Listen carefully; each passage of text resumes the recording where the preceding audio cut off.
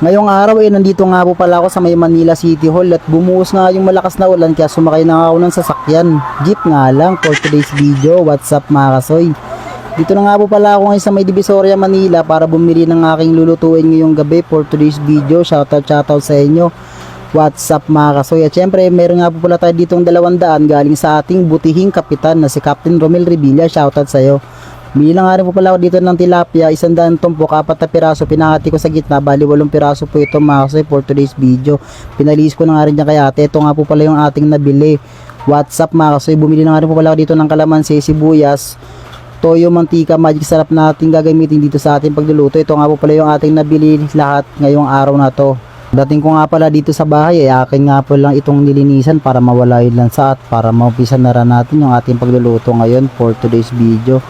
Nalagyan na nga rin pala ako dito ng pampalasa. Nilagyan ko muna ito ng asin para mapisan ko na nga pala dito yung pagluluto ko. What's up mga kasoy? Tilapia steak nga muna tayo ngayon dahil wala pa tayong budget. Maraming salamat sa napakalaking biyaya na iyong kaloob, Captain Romel Revilla. Maraming salamat sa iyo. Lagyan na nga rin pala ako dito ng mantika at inumpisan ko na nga rin po pala yung 4 na piraso na pinrito ko muna dito. Hindi ko muna nilahat kasi hindi magkakasya. Yan. Hintayin mo natin siyang maluto mga kasoy. Habang hinihintay ko nga maluto yung ating tilapia, inumpisan ko nga rin po pala dito yung paghihiwa ng ating kalamansi na ating gagamitin dito sa ating tilapia steak. Mga kasoy, akala nyo may pork steak, may liver steak, may beef steak. Dito sa akin may tilapia steak. Sinundan ko lang nga rin po pala dito ng pagpipiga ng ating kalamansi. Hindi nga po pala ako gumamit ng suka para mas malasa kasi ito naman talaga yung nilalagay pag nagluluto tayo ng mga steak. Tilapia steak nga lang for today's video. What's up mga kasoy? Maraming salamat. Alam ko napakabisa nito. Talagang kinikrave ko talaga to. Ito na nga po pala yung ating kalamansi na piniga. Ito na nga po pala yung pinakakatas niya. At syempre, luto na nga yung ating ulang salang at kinuha ko na nga rin po pala ito.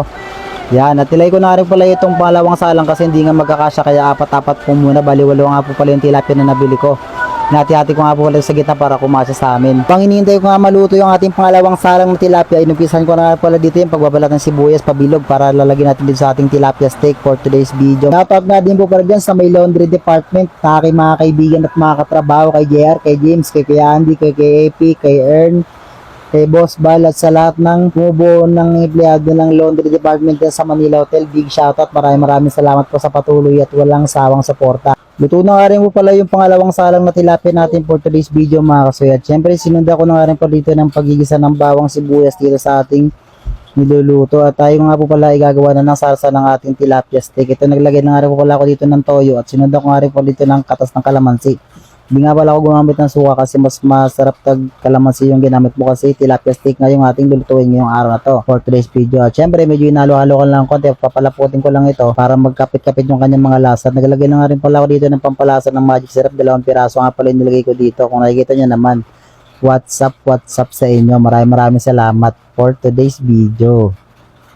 Tinikman ko na nga rin pala dito kung ano yung tunay na lasa, ay talaga naman napakasarap. Syempre, iluto ko yan What's up mga kasoy? At naglalapot na nga po pala yan at tayo na nga po pala dito ay mag-plating na nga dito. Ito na nga po pala yung ating tilapia na 8 piraso. At syempre, nilagay ko nga muna ito sa plato. At syempre, susundan ko na dito ng paglalagay ng sibuyas na bilog. At syempre, ating susundan dito ng ating paglalagay ng pinaka sarsa. Ito nga yung steak or tilapia steak na aking tinatawag at nagkikrave nga talaga ako dito matagal na.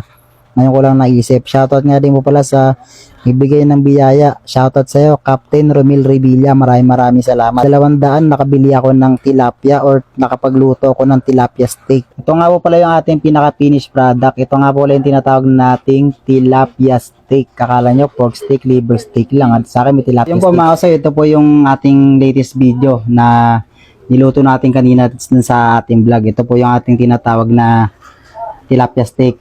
Siyempre, pang gagawin natin mga kasoy, kain na tayo. Pray muna tayo. Game. Let's go!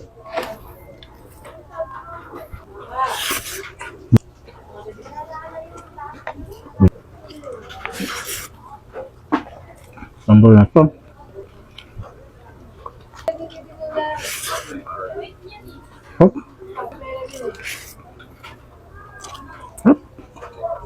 So hanggang dyan lang muna ulit mga kasoy yung ating short vlog ngayong araw na to for today's video. Maraming salamat. Mag-comment ka naman dyan sa may baba kung tagasan ka para malaman ko saan na umabot itong video na to. Malaking biyaya, malit na biyaya. Maraming salamat lagi sa Panginoon. Maraming salamat sa iyo. God bless. Salamat po ulit, Captain Romel Revilla.